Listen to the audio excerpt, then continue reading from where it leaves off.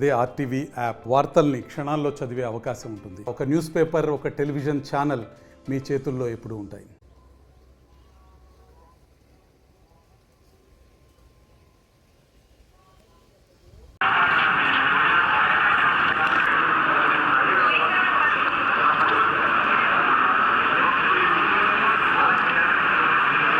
ప్రకాశం జిల్లా ప్రజానికానికి హోలీ పండుగ శుభాకాంక్షలు. ఈరోజు విలేకరుల సమావేశ ఉద్దేశం మాజీ పార్లమెంట్ సభ్యులు శ్రీ విజయసాయిరెడ్డి గారు చేస్తున్న ఆరోపణల మీద తీవ్రంగా ఖండిస్తూ మేము ఈ సమావేశం ఏర్పాటు చేయడం అయింది. విజయసాయిరెడ్డి గారు మాటలు చూస్తుంటే ఈయన ఎప్పటి నుంచో జగన్ గారికి అనుకూల శత్రువుగా ప్రవర్తిస్తూ వస్తున్నట్టుగా ఇవాళ అర్థమవుతా ఉంది. ఎందుకంటే ఒక రాజకీయ నాయకుడికి ఉండకూడని లక్షణాలన్నీ కూడా ఆయనలో ఉన్నాయి. ముఖ్యంగా వైఎస్ఆర్ పార్టీలో ముఖ్య నాయకుడిగా ఉంటూ కులాల గురించి ప్రస్తావన మొదలుపెట్టిందే విజయసాయిరెడ్డి గారు. అంటే జగన్మోహన్ రెడ్డి గారి మీద నమ్మకంతో కులాలకు అతీతంగా అందరూ పార్టీల్లో పనిచేస్తూ ఉంటే ప్రత్యేకంగా కొన్ని కులాలని వెంటబడి మరీ పార్టీలో వద్దని వెళ్ళగొట్టి చంద్రబాబు నాయుడికి మేలు చేసే విధంగా ప్రవర్తించాడు. మరి ఆయన మొన్న ఒక రకంగా మాట్లాడతాడు, క్యాస్ట్ బడ్డీస్ అని. ఈరోజు మళ్ళీ వీళ్ళని విమర్శిస్తాడు. అంటే ఇది విజయసాయిరెడ్డి గారు రాజకీయ నాయకుడు కాదు, ఒక వ్యాపారవేత్తగా వచ్చి ఈ పార్టీని అడ్డం పెట్టుకొని వాళ్ళ కుటుంబ సభ్యులకి తనకి ఆర్థికంగా ఎదగాలనే దురుద్దేశంతో ఈ పార్టీలు ఎన్నాళ్ళు పనిచేసినట్టు అనిపించింది. జగన్మోహన్ రెడ్డి గారు నమ్మకంతో ఆయనకు ఉత్తరాంధ్ర బాధ్యతలు అంటే ఆల్మోస్ట్ ఆయన డిప్యూటీ సీఎం లాగా వ్యవహరించాడు. ఉత్తరాంధ్ర మొత్తం అందరికీ తెలిసి రాష్ట్రంలో ఉత్తరాంధ్రలో ఆయన చేసిన నిర్వాహకాల వల్ల పార్టీ ఎంత దెబ్బతిందో జగన్మోహన్ రెడ్డి గారు తెలుసుకొని పక్కకి బాధ్యతలు తప్పించాక ఆయన బ్లాక్ మెయిలింగ్ మొదలు పెట్టడం జరుగుతుంది. ఈరోజు అధికారం పోయాక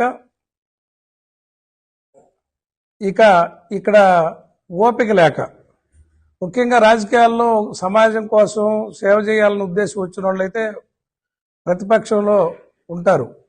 ఆయనకి అధికారం లేనిది ఉండలేనట్టుగా ఢిల్లీలో లాబింగ్లకు అలవాటు పడ్డ మనిషి ఉండలేక ఆయన కేంద్రంలో ఎవరికో దగ్గర కావాలని ఈ నిర్ణయాలన్నీ, ఈ ప్రవర్తన అంతా కూడా మనం చూస్తూ ఉంటే పెద్ద బ్రోకర్గా తయారైనట్టున్నాడు విజయసాయిరెడ్డి. ఈయన బ్రోకరేజీలు గుండానే కదా కేసీఆర్ కూతురు జైల్లో పడింది. ఈయన బ్రోకరేజ్ గుండానే కదా కేజ్రీవాల్ వాళ్ళ పార్టీ జైల్లో పడి, నాయకులు జైల్లో పడి పార్టీ దెబ్బతింది. ఇతని నిర్వాహకాలు, ఇతని సలహాలు ఎంత ప్రమాదకరమైనయో దేశం అందరికీ తెలుసు.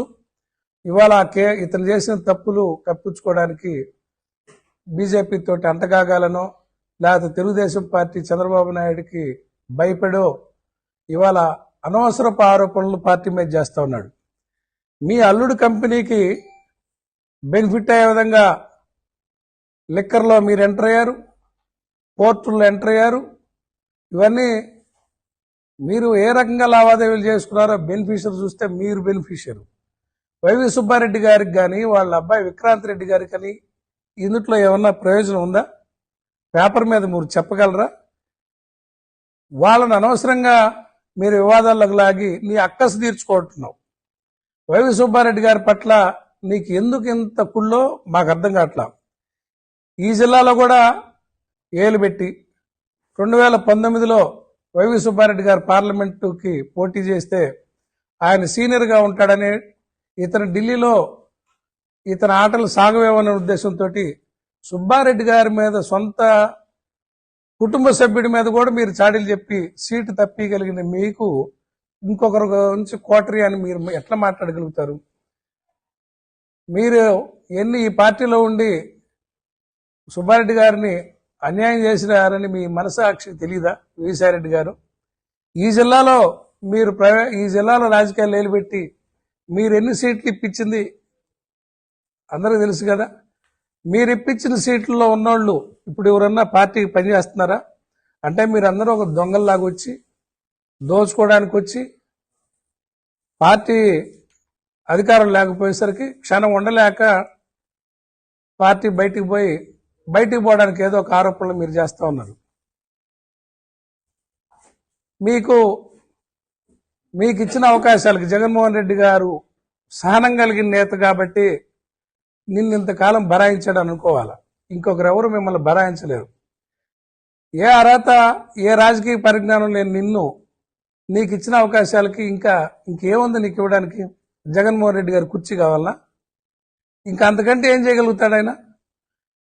అది రాదు కాబట్టి నువ్వు వాళ్ళ కూటమి ప్రభుత్వంతో అంటగాగి వైఎస్ఆర్ పార్టీ వ్యతిరేకంగా కుట్రలకు పాల్పడి వాళ్ళ ద్వారా ఏదో బెనిఫిట్ అవ్వడానికి ఇవాళ చేస్తుంది యావత్తు వైఎస్ఆర్ పార్టీ శ్రేణులు గమనిస్తా ఉన్నారు.